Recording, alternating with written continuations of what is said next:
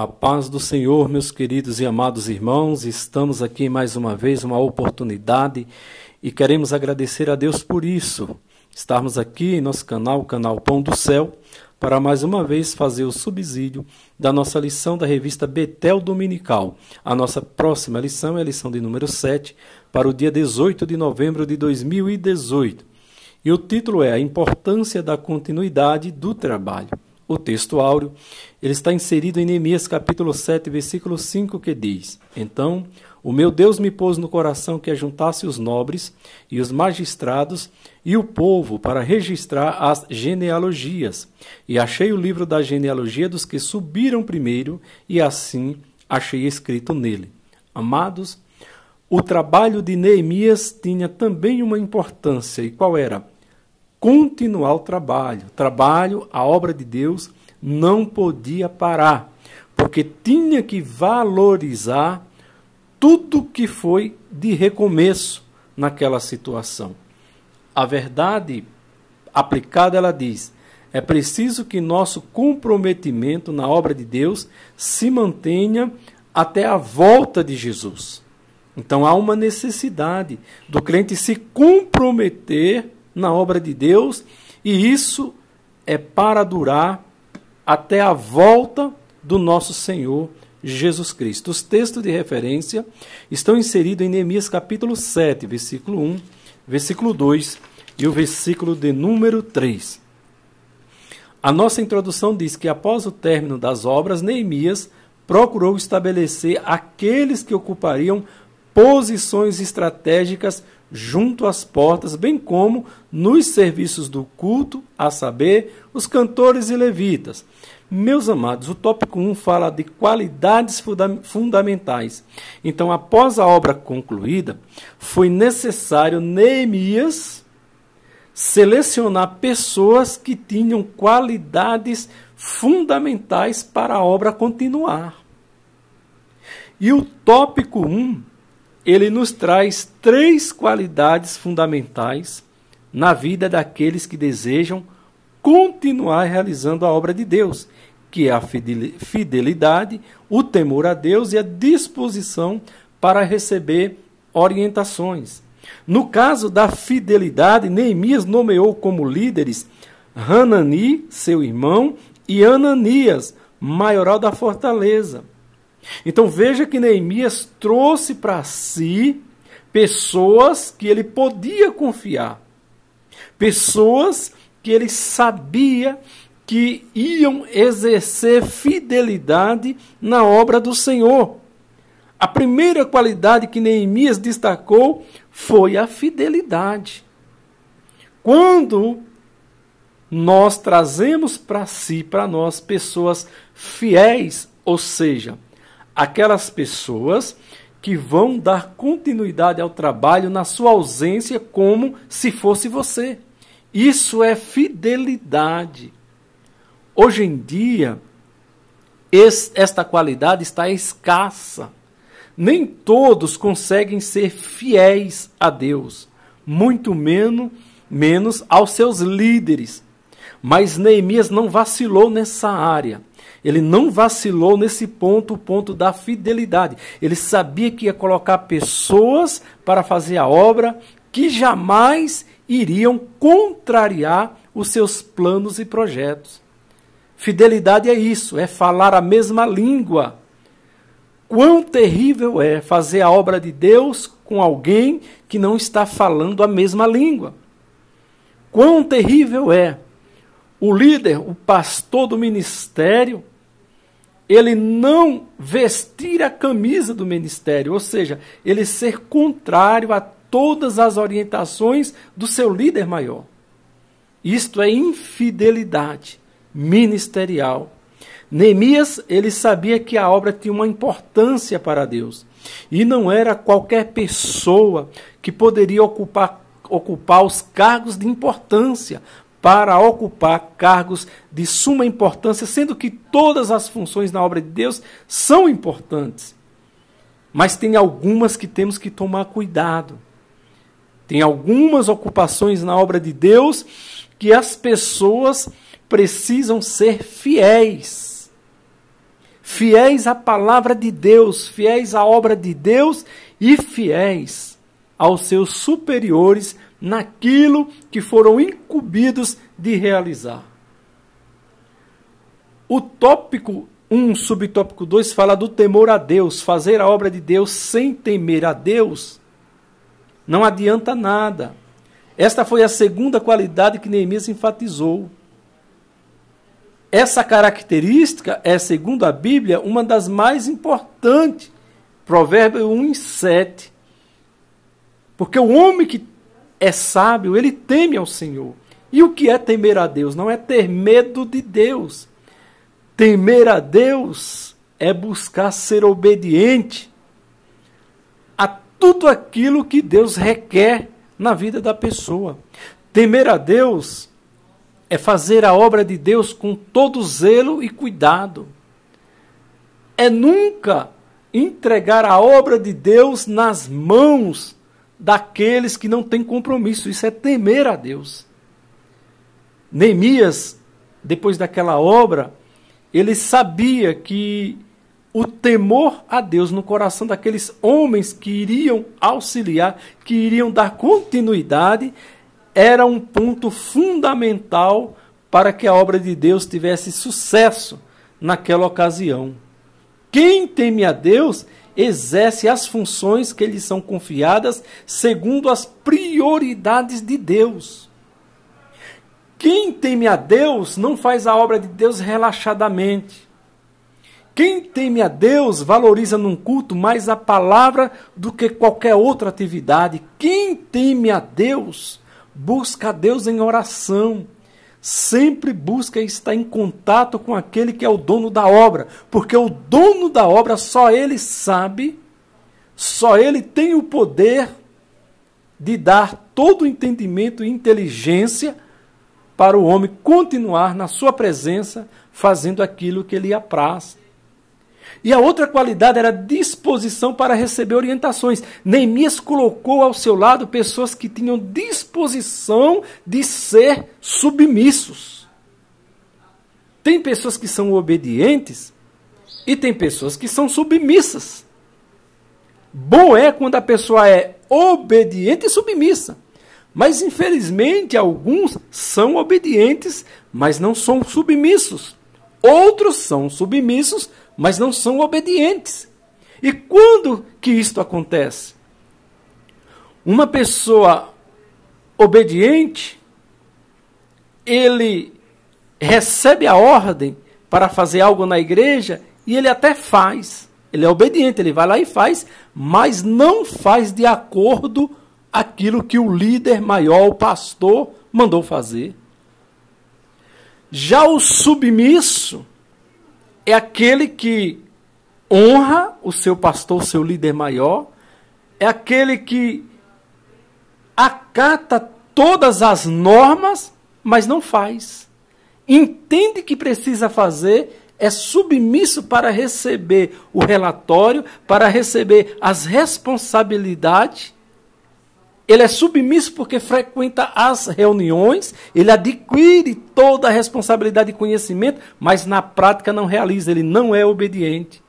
Por isso que existe o obediente insubmisso e o submisso desobediente. Mas Neemias colocou pessoas ao seu lado que ele sabia que, além de serem fiéis, eram tementes a Deus e tinha essa disposição de obedecer com submissão. Quem não é obediente, quem não é submisso, ele se caracteriza como o rebelde na casa de Deus. E a obra ela não vai fluir nas mãos de quem é rebelde. Porque o rebelde, ele não soma com nada. O rebelde é aquele que o obreiro, o pastor, está colocando um tijolo na casa de Deus, ele está tirando 2. O que não tem temor a Deus é aquele que desfaz a mensagem que foi pregada. O infiel é aquele que não consegue honrar a Deus com a sua vida, com seu devocional, com as suas rendas. Esses são os infiéis. tudo que nós temos veio de Deus. Somos apenas o mordomo. Deus é fiel porque nos concede tudo que precisamos. Todos os recursos necessários Deus envia para a nossa vida. Ele requer somente de nós que sejamos fiéis naquilo que está ao nosso alcance. Deus nunca vai pedir nada a alguém quando esse alguém não tenha condições de fazer. Deus nunca pede nada superior às forças do homem quando o homem não pode fazer. Então Deus, ele é ordeiro. Neemias, ele tinha visão. Meus amados, quantas obras do Senhor de Deus aqui na terra está padecendo, sofrendo, minguando, porque são lideradas por homens infiéis. Infiéis à igreja, porque não valoriza a noiva do Cordeiro, não prega a palavra pela verdade que a palavra é. São infiéis porque não pregam a palavra do verdadeiro evangelho. Hoje em dia é muita palavra de autoajuda, palavras que vai acalantar, amaciar o ego do ser humano, vai pregar aquilo que o homem gosta de ouvir. Se você ler em Mateus capítulo 13 a parábola do semeador, Jesus fala da parábola e em seguida os seus discípulos chegam bem perto dele e dizem a ele que não entenderam aquela parábola. E Jesus começa a explicar: olha, eu falo para eles para que eles não possam entender, porque mesmo eles reconhecendo a palavra, eles não desejam entender. E para aquele que não tem desejo de entender a palavra, até o que tem é tirado. Então Jesus, ele sabia disso, que havia homens infiéis para com a palavra. Jesus sabia que havia pessoas que, mesmo perto dele, hoje em dia, mesmo dentro da igreja, compreendendo a palavra, mas não conseguem ser fiéis à palavra. A palavra tem que partir do púlpito de uma igreja com fidelidade, para que ela surta efeito na vida da igreja. E isso também gera temor. Pregar a palavra com temor. Saber que o poder pertence a Deus e não ao homem. Disposição para receber orientações. Fazer a obra de Deus, mas antes dobrar o joelho e receber do dono da obra, que é Deus, as orientações. E nunca fazer por impulso próprio. Nunca fazer precipitadamente. Muitas situações na obra de Deus não vai para frente por causa da precipitação. Homens que não têm joelhos que dobram, não são humildes o suficiente para receber as orientações de Deus. Neemias colocou homens do seu lado, que ele sabia que eram homens que tinham essa disposição. Homens que diziam: eis-me aqui. É isso que está faltando hoje. Homens, mulheres que cheguem diante dos seus líderes, também têm que ser líderes, homens de Deus, e possam dizer: eis-me aqui. O tópico 2, ele fala de um testemunho estimulante.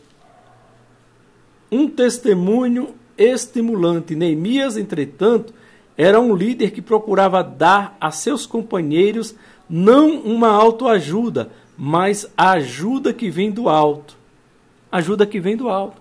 Então Neemias não enganava os seus companheiros.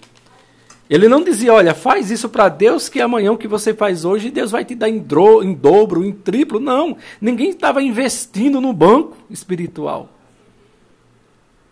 Ele não dava autoajuda, ele dava para os companheiros a ajuda que vem do alto. Qual é a ajuda que vem do alto? É Deus conceder os recursos necessários, as forças e a coragem necessária no coração das pessoas para fazer a obra de Deus. Veja que o tópico 2, subtópico 1, fala da essência da boa motivação. Então, Neemias era um homem que motivava. E como ele motivava o seu grupo? Quando ele determinava algo, ele era o primeiro a estar na frente. Ele era o primeiro a levar a carruagem. Hoje em dia tem muitos que não motivam mais ninguém. Exige, cobra, mas na hora de fazer, na hora da prática, nem lá aparece. Que motivação tem esse povo de fazer alguma coisa para Deus, mesmo sendo para Deus? Neemias conseguiu um feito notório. Por quase 100 anos, o discurso que imperou foi: não podemos fazer. Porém, após a interação com Neemias, o povo se vê tomado por uma força interna. Então, há muitos anos, ninguém fazia aquela obra porque a música que tocava no coração e no ouvido das pessoas era: não, ninguém pode fazer. Deixa isso aí, que isso não tem futuro. Não, ninguém tem recurso. Mas quando Neemias chega com a sua vida, com a sua garra, com a sua disposição, o povo se anima. E é isso que a obra de Deus precisa, de homens que estejam à frente, não fracotes, mas homens que estejam à frente com disposição. Que aqueles que estejam observando vejam nele uma disposição, um homem de fé, desbravador. Aí todos vão somar. Quem é que não quer estar perto de um homem assim? Meus amados, tópico 2, subtópico 2 fala: mãos à obra. Não basta apenas estimular. Em todos os setores da sociedade, trabalho, igreja, escola, lar, entre tantos outros, existem aqueles que ocupam a posição de líder, mas não trabalham com devido cuidado. Isto é, não há planejamento em suas ações. Mesmo motivando, mesmo fazendo um arranque com o povo, precisa de um planejamento. O povo precisa o que é que se deve fazer.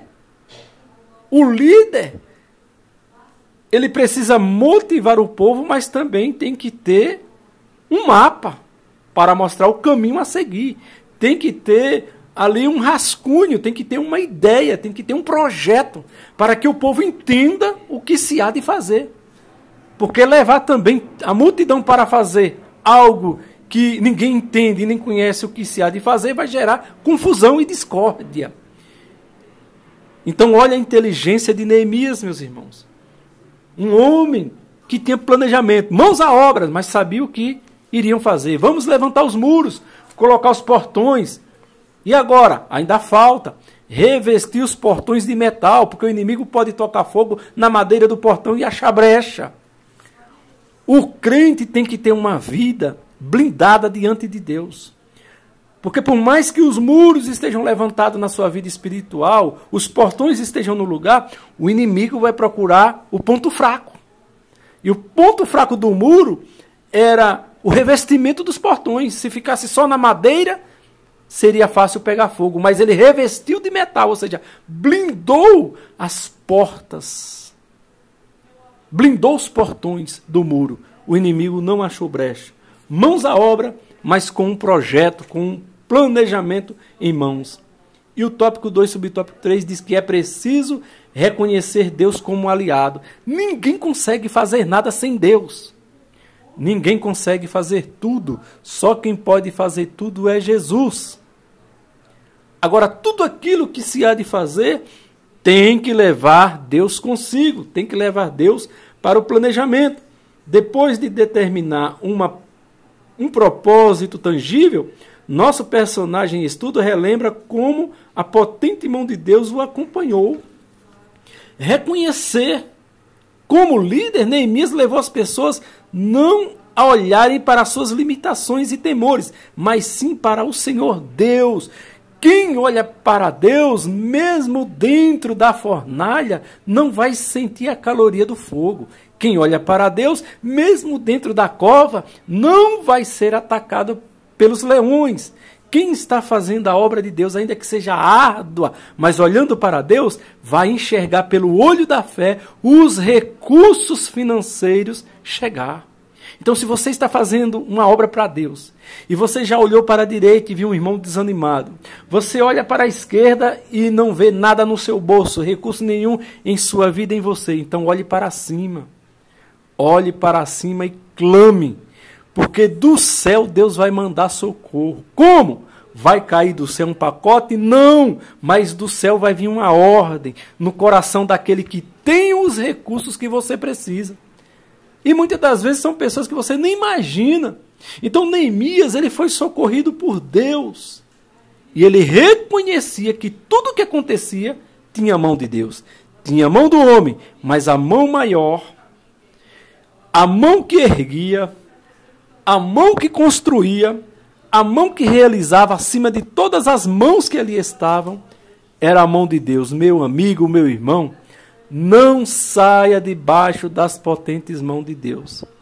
Não perca este amparo.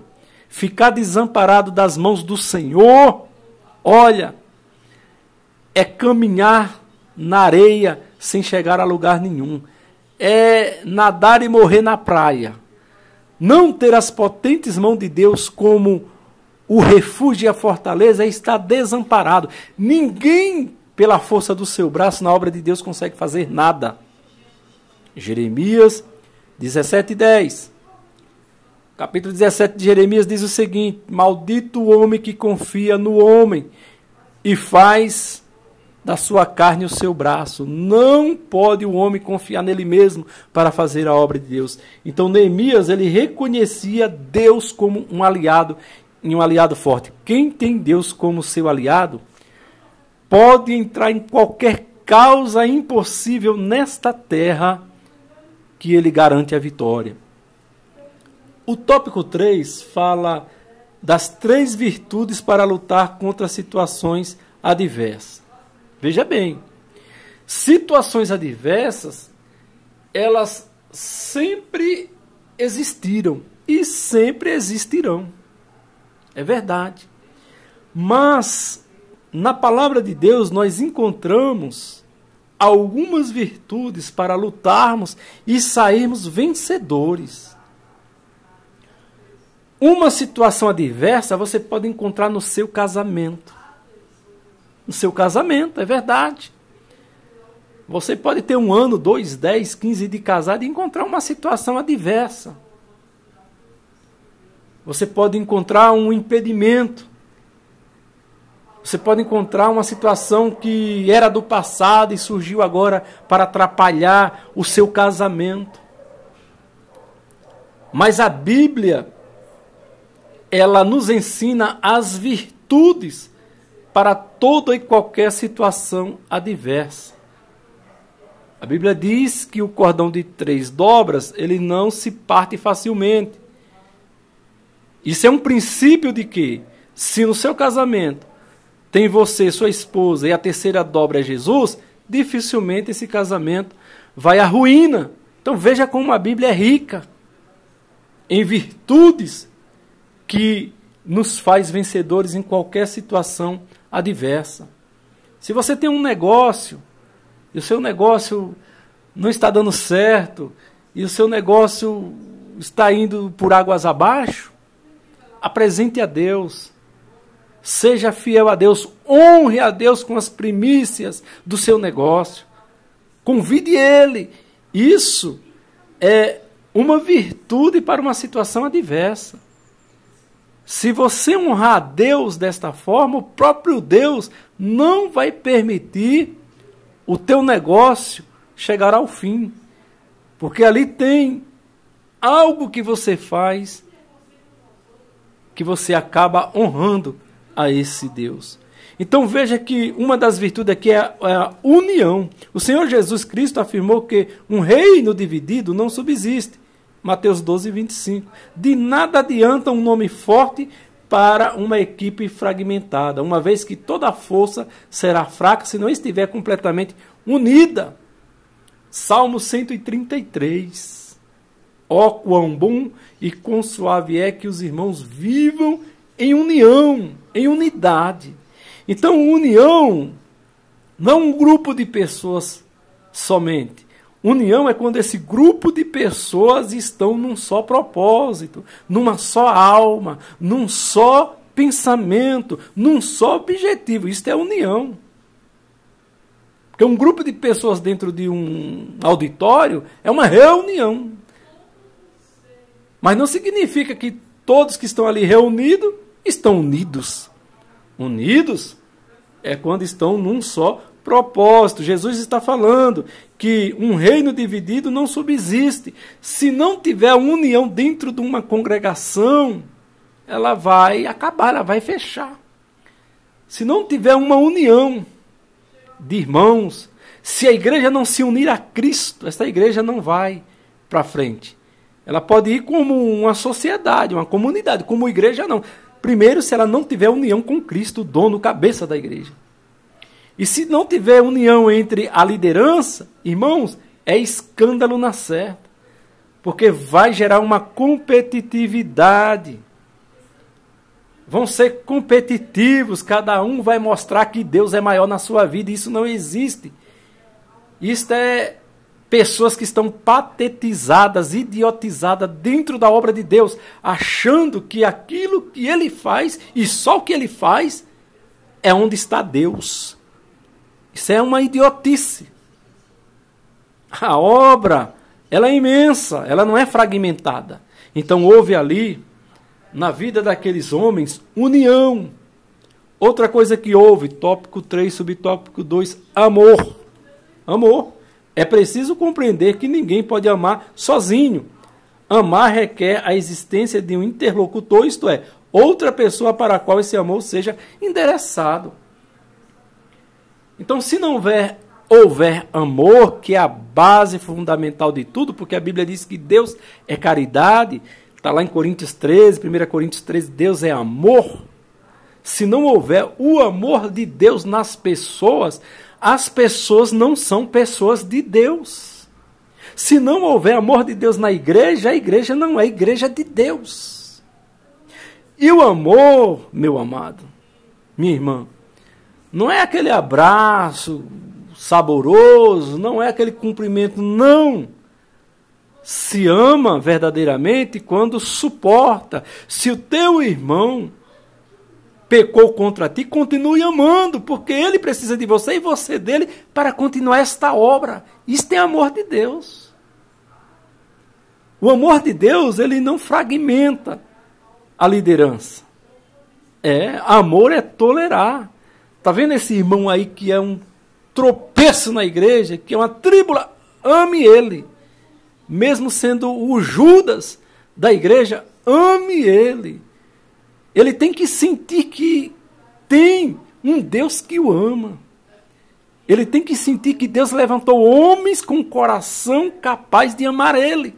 Que muitas das vezes ele ou ela é assim, porque eles sofrem do complexo de inferioridade. Eles se sentem um nada lá fora e se sentem um nada aí dentro da igreja. E o diabo trabalha nisso e por isso que eles não contribuem. Eles são mais para destruir do que para construir. É um engano que o diabo colocou na vida deles. Mas você vai usar o quê? O amor de Deus. E qual é o amor de Deus? É o amor incondicional. Você já parou para pensar como é que Deus te ama? Será que é porque todos os dias você faz o bem para Deus? Será que é por isso que Deus te ama? Você é capaz de todos os dias fazer o bom e o melhor para Deus? Não, Deus te ama porque você não consegue fazer o bem para Deus. Por isso que é um amor incondicional, mesmo Deus sabendo que você não é capaz de ser bom para Ele, generoso para Ele, esse santinho para Ele, mas Ele continua te amando, porque Ele te perdoa, Ele te aceita, Ele trabalha em você, Ele te usa. Então seja assim com seu irmão. Seja assim com a sua irmã. Isso chama amor. Amor incondicional. Amor de Deus. E o tópico 3, subtópico 3, fala de esforço. Não adianta nada incentivar o povo, motivar a igreja, ter planos e projetos nas mãos. Não adianta nada ter amor, unir todo mundo e cruzar os braços. Cadê o esforço? Esforço? Quando foi chamado para assumir o lugar de Moisés, Josué recebeu uma recomendação do Senhor. Ele recebeu essa recomendação para que se esforçasse, bem como tivesse bom ânimo e ainda mantivesse viva as observações das Sagradas Escrituras em seu dia a dia.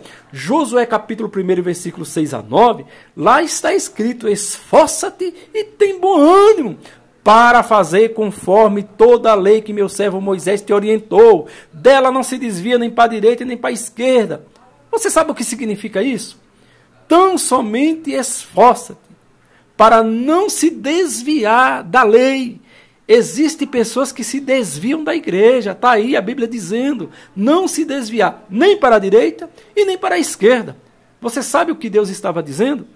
Que existem pessoas hoje que infelizmente se desviam tanto para a direita como para a esquerda. Quem se desvia para a esquerda está se desviando para o mundo, para o inferno. E quem se desvia para a direita, a Bíblia diz que quem está à direita de Deus é Jesus. Tem pessoas que é desviadas para a direita, ou seja, mesmo com Jesus é desviada, porque está na igreja, ora, lê a Bíblia, prega, fala línguas estranhas, mas é uma tribulação na vida do pastor. É uma tribulação no departamento. São pessoas que estão desviadas para a direita. Tem Jesus, desviaram para Jesus, mas é uma perturbação na obra do Senhor. E quando Deus fala para Josué meditar na lei de dia e de noite, meditar de dia, é no dia da bênção. Dia na Bíblia significa o momento da bênção, da alegria. Quando chegar a bênção, não se desviar, não abandonar a obra e nem a responsabilidade. E quando ele fala de noite, noite significa a aflição, a dor, a angústia, o choro. Então, Josué, quando chegar também o dia de chorar, de passar a luta e a prova, não se desvie também da igreja, nem de Deus, nem da sua palavra. Então é isso que lá está escrito. Meus amados irmãos, aleluia. Neemias se esforçou, colocou o povo para fazer a obra, porque ele estava na frente, e todos olhavam o esforço dele. Assim é na igreja. Todos que estão ali contribuindo estão de olho se o líder também está fazendo melhor. Porque quem é líder, nós estamos comentando uma lição que fala sobre liderança. O exemplo, o princípio da vida de Neemias é liderança. Quem é líder tem que ser exemplo de todos. A vida de um líder, a família de um líder é uma casa de vidro. Todos estão de olho. E todos estão prontos para atacar pedra. Por isso que ser líder não é fácil. Na lição passada, nós entendemos que os inimigos queriam levar Neemias para o Vale de Ono, quer dizer, um lugar para deturpar a vida de Neemias. Neemias não foi. Ele não sentou na mesa de conferência com o inimigo. Meu irmão, minha irmã, a igreja não pode se conferenciar, sentar numa mesa de conferência com o mundo. O crente não pode fazer conferência com o descrente, a não ser pregar o evangelho. Porque quais são os recursos mundanos que vai fazer efeito na vida da igreja? Num povo santo, num Deus santo, se não se converter. O mundo pode até entrar na igreja, mas ele tem que entrar mundo e se transformar em igreja lá dentro. Porque se entrar mundo e ficar mundo lá dentro, aí fica difícil. Aí causa mistura e Deus é contra a mistura, porque Deus não muda, Ele é santo e Ele é puro. E a nossa conclusão diz assim: a vida de Neemias é um exemplo para os nossos dias, nos quais a ausência do temor e da moral constitui um verdadeiro estado de crise espiritual. Em todas as áreas da nossa vida, precisamos permanecer fiel a Deus e contagiar outros para confiar em Deus, que jamais nos abandonam. Olha, que coisa linda. Concluímos que a vida de Neemias é um exemplo para os nossos dias. É por isso que eu estou, meus amados, em cada lição aplicando para os nossos dias. Nos perdoe, não é a nossa intenção ofender ninguém, nem o pequeno, nem o grande, nem o líder, nem o liderado, mas é aplicação. Se nós não aplicarmos a palavra de Deus em nós, não seremos transformados, não chegaremos, meus irmãos, à estatura do varão perfeito, do varão que agrada a Deus. E a palavra de Deus, ela tem que incomodar. Qualquer igreja que você entrar, Deus só vai falar com você quando a palavra te incomodar. Aleluia. Porque foi isso que Jesus veio fazer na terra, trazer uma palavra que nos incomode, O nosso velho eu tem que ser incomodado e mortificado para que você possa dizer, como Paulo diz, vivo não mais eu, mas Cristo vive em mim.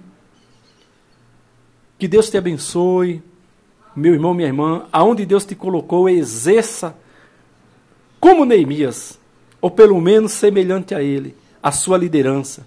Foi Deus que te colocou aí, querido pastor, obreiro, foi Deus que te colocou aí, irmã, foi Deus que te colocou aí. Apenas siga as instruções da Bíblia. Apenas faça a sua parte, porque Deus vai te honrar. Deus vai te honrar por onde quer que você andares. Que as bênçãos de Deus alcancem a sua vida, a sua família, o seu ministério, hoje e sempre, neste mundo maravilhoso do nosso Deus. Um forte abraço. Orem por nós, para que possamos cada dia melhorar, passar conteúdos bíblicos, aonde a intenção é que o Espírito fale aos vossos corações, como Ele assim fala ao meu coração. Que Deus abençoe. Até a próxima aula, se Deus permitir. Amém.